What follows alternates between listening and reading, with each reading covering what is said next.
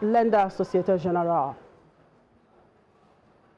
Yeah, two banks, two countries, two completely different pictures. We have Commerzbank earnings who at first glance were a little bit better than expected in the fourth quarter, but then came the big disappointment. The guidance for 2017 is not very clear, and it rather seems that the bank thinks might even be a loss there because of high restructuring charges. They wouldn't say that they are aiming on staying profitable for 2017, even though they were asked in a press conference quite more than once about their outlook. So here we go. Commerzbank shares are one of the biggest losers here on the market. They are undergoing a huge restructuring, and it will cost a lot of money to get rid of more than 9,000 jobs for a bank which is already not very profitable. At the same time, Societe Generale is surprising on the upside, across the board exceeding expectations, and you really can see that they benefit from a better economic recovery than previously anticipated. They're benefiting from having cost cuts already in place, and the shares are also trading higher. Well, I guess those earnings reports will continue to be the focus as we just have one day to end the trading week. Thank you very much, Arnett, for your time. We move on now to the U.S. West Stock Index futures pointed to a flat open today as traders eyed a big day of earnings data and Federal Reserve speakers. Now, on the earnings front, Coca-Cola, Kellogg, Twitter, and Viacom are among companies set to report before the bell. Activision, Blizzard, Expedia, News Corporation, Western Union, and Yelp are due to report after the bell. On the data front, initial jobless claims are due at 8:30 a.m. Eastern Time, with wholesale trade set to come out at 10 a.m. St. Louis Fed President James Bullard and Chicago Fed President Charles Evans are set to speak at 9:05 a.m. and 1:10 p.m. Eastern Time, respectively. In Asia, shares retraced earlier losses to trade higher today as crude and gold prices also climbed. Australia's ASX 200 closed up 0.23%, supported by its energy sub-index, which was up 0.52%, and its utility sub-index, which gained 2.77%.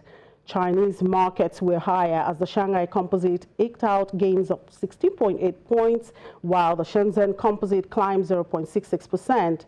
Hong Kong's Hang Seng Index gained 0.24%, while in South Korea, the Kospi finished nearly flat at 2,065.88. Now, back here, the adoption of the S&P Nigeria Sovereign Bond Index by FMDQ OTC Securities Exchange comes at a time when the domestic debt capital market is focused on providing more investment opportunities. And this interview with Channels TV Business News anchor Harriet Amwe, S&P Dow Jones Indices head of South Africa and Sub-Saharan Africa, Zach Beside the Knot, speaks on how significant this relationship is for S&P Dow Jones Indices and shares his expectations for Nigeria's debt capital market this year.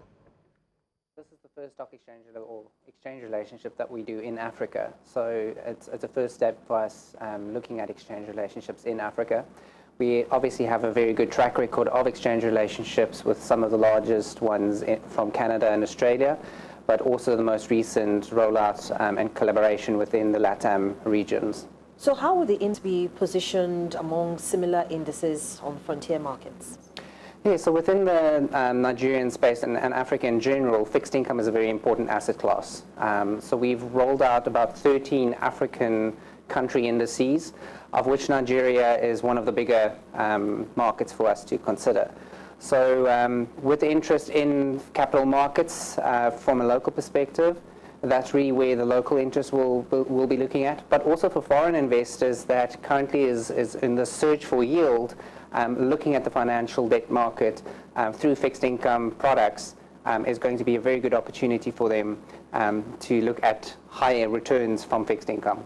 Well, the S&P FMDQ co-branded index is the first of a series of fixed income indices. How many more should the market expect and when? So the first step for us is to take the existing S&P Nigeria Sovereign Bond Index and co-brand that as S&P FMDQ. But the next steps, as you mentioned, is to look at corporate bonds, treasury bills, and money market indices as sort of a first range of indices to roll out on the back of this partnership. Are there any other plans by S&P to partner other segments of the market, like the equities, for instance? Yes, so unfortunately, the NSE has already looked at another partner in the index space for their indices, but with S&P, we also have our own range of Nigerian equity indices. We actually have a history going back to 1984 within our Nigerian equity indices, and this ranges from our broad market indices, sector indices, as well as Sharia indices that we rolled out. One of the most recent indices that we launched in 2014 also looks at dividend investing in the Nigerian equity space. What type of investors will have the strongest appetite for the market, local or foreign investors? Yes, it's obviously a very interesting space, a lot of risk still around the currency situations, but we think that as investors are looking for the search for yield, Nigeria is a very good opportunity for them to start nibbling at products like ETFs that's just recently launched on the back of this S&P Nigeria Sovereign Bond Index that they consider to get into the Nigerian market. What is your outlook for Nigeria's debt capital market for the rest of the year?